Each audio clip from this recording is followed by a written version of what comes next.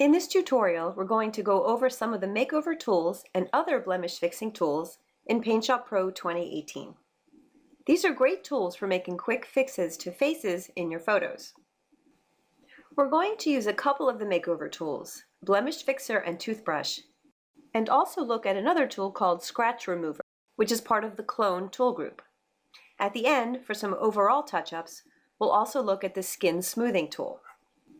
I've got PaintShop Pro open and I'm in the Manage workspace.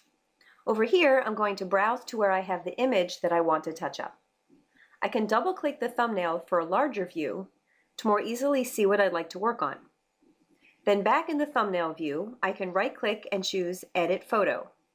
Now the Edit workspace becomes active, which is where we'll find all the tools we'll need. The makeover tools are under the red eye tool, but clicking this drop-down arrow brings up a flyout, and the makeover tool is here. The makeover tool options appear up here on the interactive property bar. There are 5 makeover tools: Blemish Fixer, Toothbrush, Eye Drops, Suntan, and Thinify. First, I want to duplicate the image on which I'll make my edits. This way there won't be any changes made to the original image. Down here in the Layers palette, I'm right-clicking on the image and choosing Duplicate. This creates a new identical layer placed just above the original. I'm clicking on the layer name and changing it to Makeover. Here's what I want to fix first, a little blemish on the end of her nose. I'm zooming in for a closer look by scrolling my mouse wheel. I can also pan the view by pressing the space bar while dragging the mouse. I'm clicking the Blemish Fixer icon, the first one in the Makeover toolbar.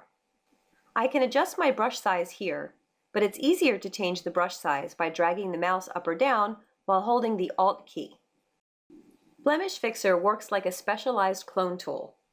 The cursor has 2 circles, inner and outer. I'm placing the smaller circle over the blemish. The outer circle contains the colors and textures that will be used to cover the blemish. I want to size my brush so that the entire blemish fits just inside the inner circle.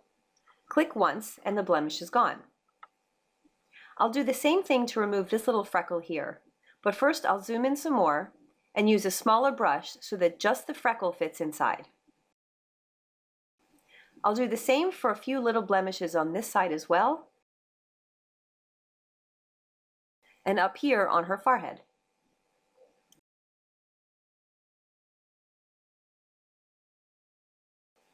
Next, let's try the toothbrush tool.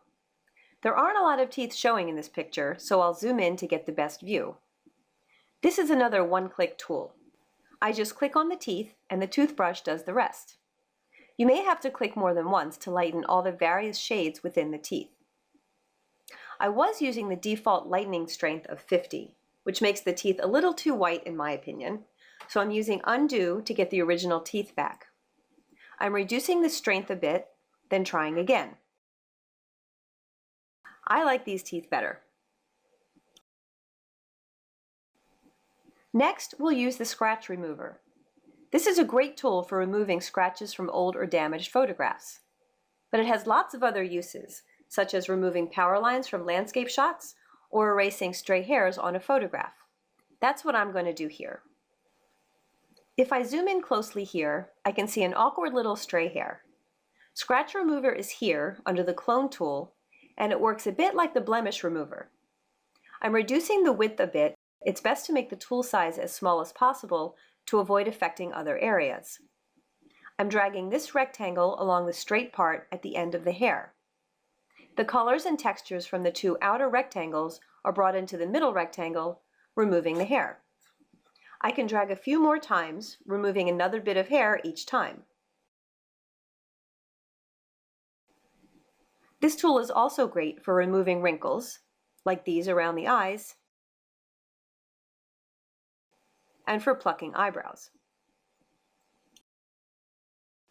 This area around the chin shows some slight blotchiness, and maybe we also want to remove some of the larger pores in this area. These bits could be evened out with the Blemish Fixer, but there's another tool that makes this even easier. I'm choosing Adjust Skin Smoothing.